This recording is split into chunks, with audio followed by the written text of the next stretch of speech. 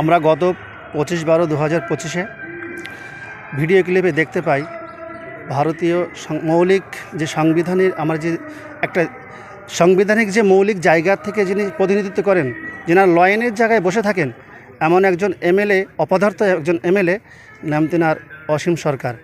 তিনি ভারতবর্ষের তথা সারা বিশ্বের, সারা পৃথিবীর মুসলমানদের হৃদয়ের স্পন্দন যে আল কোরআন, ঐশী বাণী, যেটা আল্লাহ পক্ষ থেকে ঐশীভাবে রসুলের পরে অবতীর্ণ করেছেন 23 বছর যাবৎ, সেই জিনিসটাকে তিনি অপব্যাখ্যার মাধ্যমে, বিভিন্ন রকম কটূক্তির মাধ্যমে মুসলমানদের প্রাণে, সারা বিশ্বের হৃদয়ের স্পন্দ যে জায়গা, সেই জায়গায় তিনি আঘাত এনেছেন।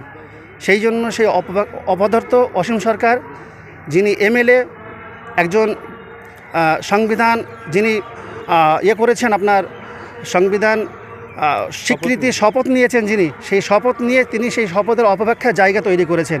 সেই জন্য অপদার্থ অসীম সরকারের বিরুদ্ধে আমরা আজকে বাগদা থানায় আমরা ডেপুটেশন দিয়েছি, এফআইআর করেছি।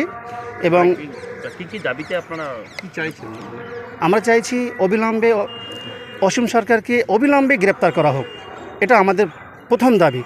এবং এই আইনানুগ ব্যবস্থা যে সমস্ত তার ধারা আছে, অযোগ্য ধারা, তার মানে শাস্তি যাবজ্জীবন, জামিন অযোগ্য যে সমস্ত ধারা আছে, সেই সমস্ত ধারা দিয়ে আমাদের রাজ্যের যিনি প্রশাসন আছেন তাদের কাছে আমাদের দাবি, বিশেষ করে আমাদের রাজ্যের প্রশাসক মমতা ব্যানার্জি, যিনি আমাদের রাজ্যের বর্তমান সিএম কুর্সিতে বসে আছেন, তেনার কাছেও আমাদের দাবি অবিলম্বে তেনাকে যেন শাস্তি দেওয়া হয় এবং বিধানসভা থেকে যেন তেনাকে সাসপেন্ড করে দেওয়া হয়, এটা আমাদের দাবি। আপনার নাম?